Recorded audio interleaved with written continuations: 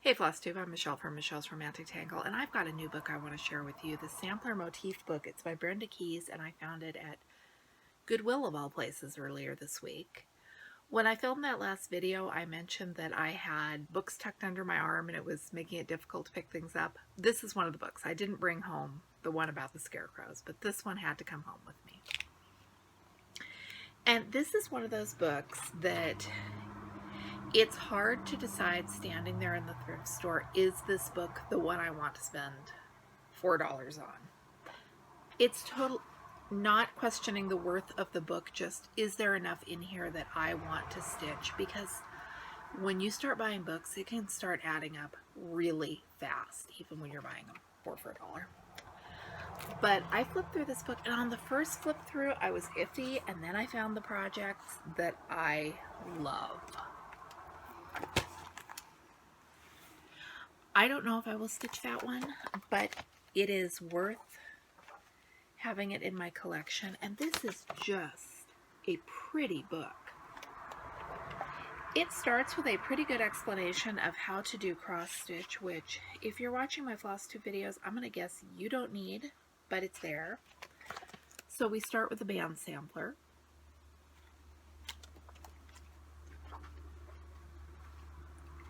And then bush with a repeat pattern border.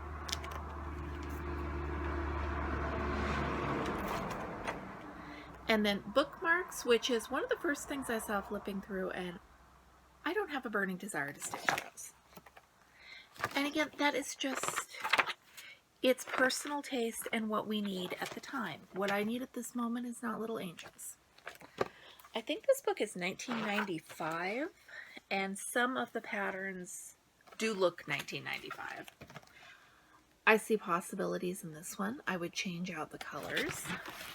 That is birds and carnations.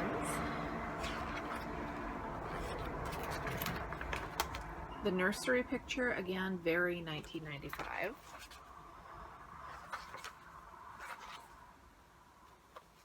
Okay, here we go. This is Home Sweet Home. I'm not saying when I'm going to stitch it, but I need to stitch it. I love the trees. I love houses. I love that border. There's a guitar strap, which is very pretty, but nobody in my life plays the guitar. And an alphabet sampler. There's a neat variety of samplers in here, and that's one of the things I like about it. There's the carnation pillow.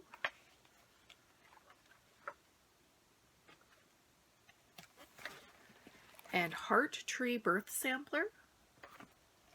I'm trying very hard to hold this so that you don't get any glimpses at the charts, and I think so far I'm pulling it off. Fruit tree.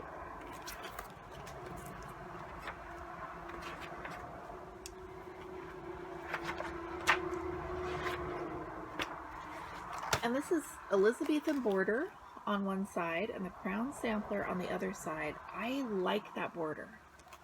That could be fun to play with. And then a couple of these, and they're the ones, of course, that I first saw when I was flipping through. When this you see, remember Keyes. That is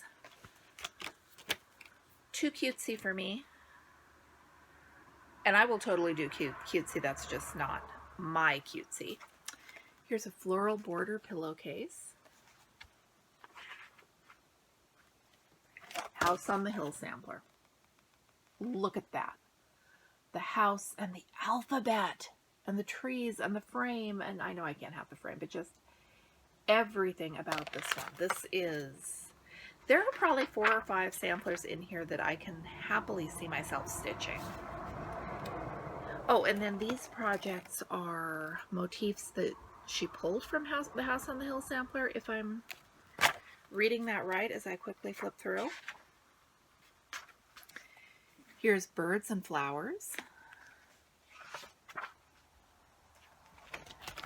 And the yellow bird sampler. I don't stitch a lot of samplers, but I like samplers. There's a flora and fauna box lid. I have something else in my stash that I'm not going to say it's just like that, but it's close enough in the feel of it that I don't need both. Look at birds in a bower. Remember how I was talking about Bendy Stitchy's book with her stitching and how it gave me permission to stitch all the smalls? I didn't have the small in my stash yet, but now that I have it, and now that I know I'm doing a book, I'm totally stitching that. And the Blackwork sampler, that is another of the things that made me decide I absolutely had to buy this one. Victorian alphabet.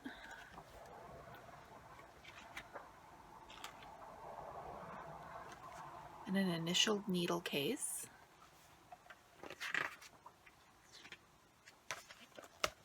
And then there's a house that just...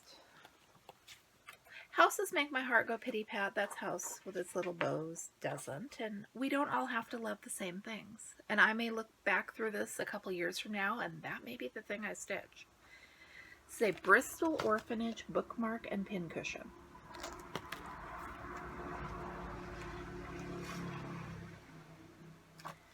And sampler folk.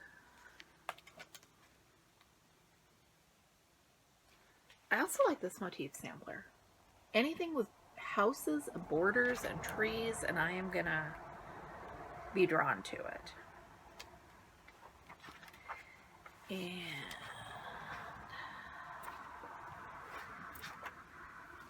there's a section in the back about the traditional symbolism of sampler motifs. So it talks about what those apples and flowers and strawberries and snakes and squirrels and hearts mean. And then, of course, there's the suggested finishing, which is in the back of all these books. I like this one a lot, and a day after the fact, I am very glad I brought it home. Otherwise, I might have been driving back to town to see if they still had it. And the thing about thrifting that's hard is it's now or never, and sometimes we make the wrong choices. This one was absolutely the right choice. I am super happy to have it in my stash. Have enough stuff going right now that I don't think I should start any of these today, but that's okay. I can start them later. I really like having my bookshelf full of possibilities of things I could stitch, and this one definitely has some great possibilities. Not a book I plan on stitching cover to cover, but it's got, I didn't count, probably 4, 5, 6 that I do want to stitch. Let me know, did something catch your eye? Would you have picked this one up? Do you know other great sampler books that I haven't stumbled across yet? Leave a comment and let me know. Thank you so much for watching. I am Michelle with Michelle's Romantic Tangle, and I have got a whole bunch of stuff I'm excited to share with you, so I'll be back with more videos soon.